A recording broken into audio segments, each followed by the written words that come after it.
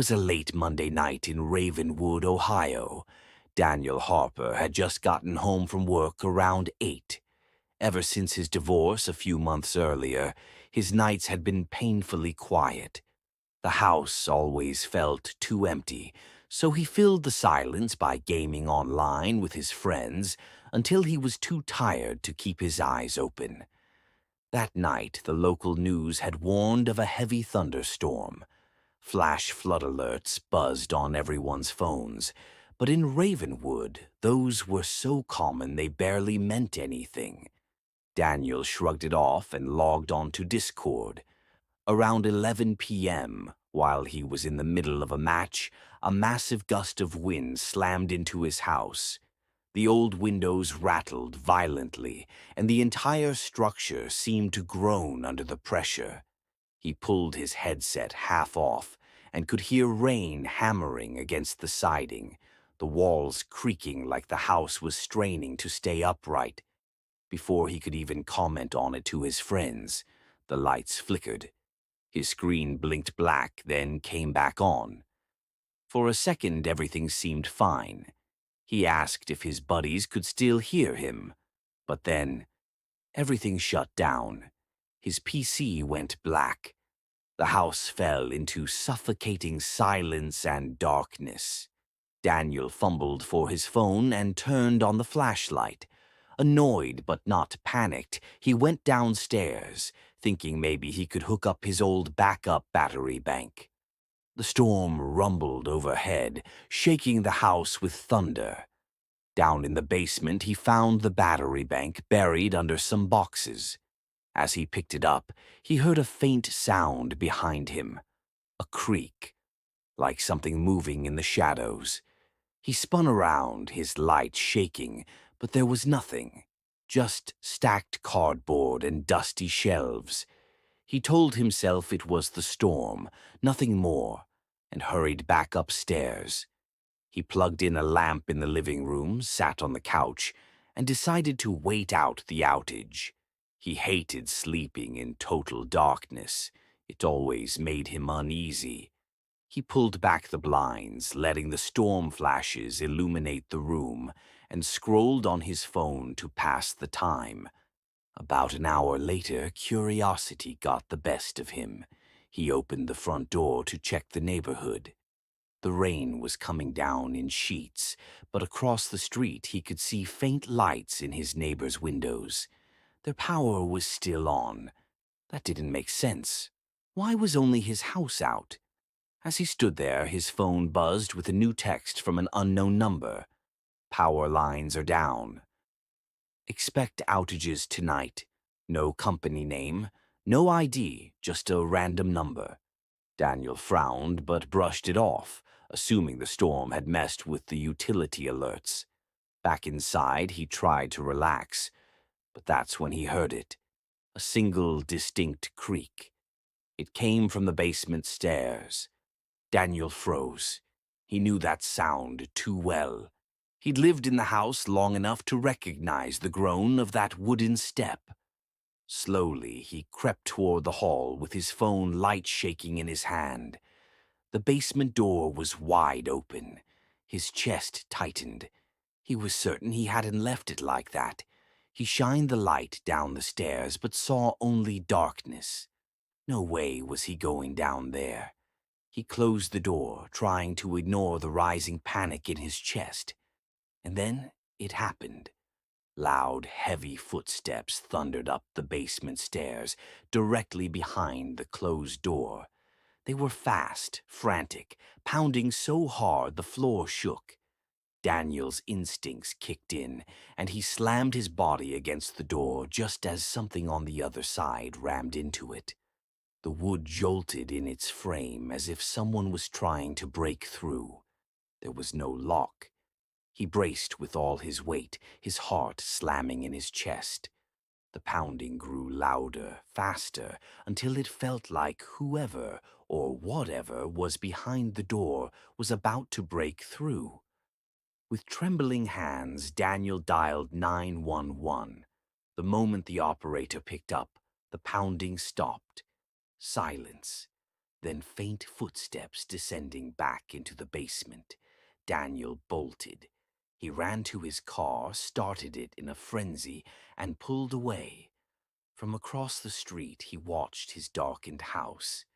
Police arrived minutes later, sweeping the home, but whoever had been inside was gone, slipped out through the back. The officers told him something that still chills him to this day. That text about the downed power lines. It wasn't from the utility company. It was sent from a personal phone. Whoever was in his house had not only cut his power, but somehow had his number. They had lured him into ignoring the basement, hoping he wouldn't check why the power went out. There was no outage. The man had been waiting in his basement all along.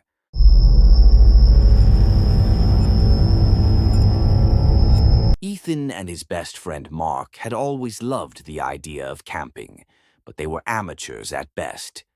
Up until then, they'd stuck to well-known campgrounds with families, rangers, and amenities close by. But that spring, they decided it was time to try something more adventurous. Mark found a remote site in Pine Hollow, National Forest, Montana, a 4-hour hike off the main road, overlooking a valley. From the few photos online, it looked untouched, secluded, perfect. They packed their gear and made the long drive. At the trailhead, their car was the only one parked. The trail itself was overgrown, as if it hadn't been maintained in years, but they pushed through until they reached the clearing. The campsite was small, grassy, and quiet, eerily quiet. They set up their tents, then Ethan wandered to the edge of the overlook. That's when he noticed movement far below in the trees. At first, he thought it was just shadows shifting with the wind, but then he saw them clearly. Figures, 4, maybe 5, people walking slowly through the dense forest. Surprised, he called Mark over, but by the time Mark joined him, the figures were gone, swallowed by the trees. They shrugged it off, but the unease lingered. That night, after building a fire, they sat talking when faint voices drifted through the forest. Not close, but not far either. Several of them murmuring back and forth in low tones. Neither Ethan nor Mark could make out words or even the language. The voices never moved closer, just stayed in the same patch of forest, talking. Then silence. Abrupt. Moments later, footsteps approached. One set, slow and steady. From the darkness, a man walked into the firelight.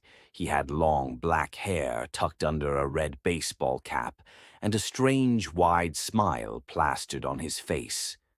"Either of you know where the trail is?" he asked casually. "Been looking for a while." Ethan pointed it out. The man didn't move. His smile twitched, then faded when Ethan asked if the other people in the woods were with him. "What others?" the man replied flatly. Then the smile returned. "I've been hiking alone."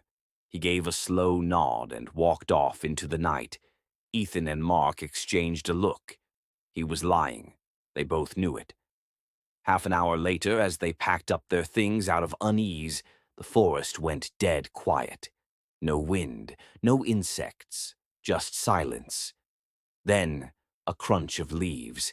Ethan turned with his flashlight and his blood ran cold.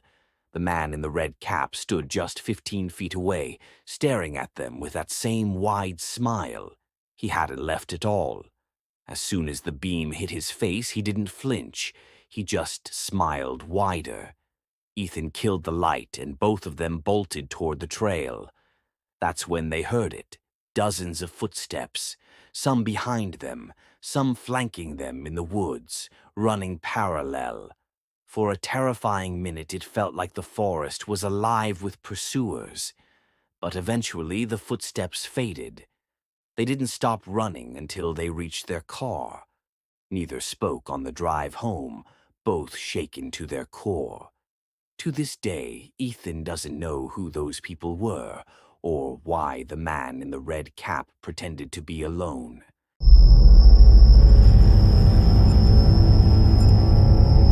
In the spring of 2021, Jacob Moore was driving back to his hometown of Ashford, Kentucky, for spring break. A college student, he preferred the long road trip to flying, even though it meant hours of dull highways. After 10 hours on the road, exhausted, he pulled into a small gas station in the middle of nowhere. He searched his phone for the nearest motel and found one just a few miles down a dark side road. The motel sat on the edge of a decaying little town, its neon sign buzzing faintly. Inside, the lighting was dim, the lobby eerily quiet. A startled woman at the desk gave him a room key. The room itself was plain, worn down, but Jacob didn't care. He dropped onto the couch, scrolled his phone, and dozed off. A loud knock startled him awake. He checked the clock. 11 p.m. Confused, he opened the door. The hallway was empty. He waited, listening, but heard nothing. Shrugging it off, he went back inside. An hour later, another pounding knock rattled the door. Jacob jumped up, swung it open. Again, nothing. This time, he walked down to the front desk and told the woman someone had been banging on his door. She frowned and shook her head. "That's impossible," she said. "You're the only guest tonight." The words unsettled him, but he returned to his room. He double-locked the door and crawled into bed. Some time later, his phone buzzed on the nightstand. He reached for it, the glow of the screen casting light across the room. That's when he saw it. A man, standing motionless in the corner of the room, half hidden in the dark. Watching him, Jacob froze, his chest seizing with panic. The figure didn't move until Jacob scrambled for the door, fumbling with the locks. Then heavy footsteps thundered after him. Jacob ripped the door open and sprinted down the hallway as the man gave chase. The woman at the front desk gasped when Jacob burst into the lobby, and her eyes went wide as she saw the figure charging behind him. At the last second, the man veered and bolted out the front doors, disappearing into the night. Police arrived quickly but found nothing. Security footage showed the man slipping into Jacob's room during the exact time Jacob had gone to the desk about the knocking. He had been waiting inside the room. To this day, Jacob has no idea who the man was or why he was there. But he knows one thing for certain. The woman hadn't been lying. He was supposed to be the only guest that night.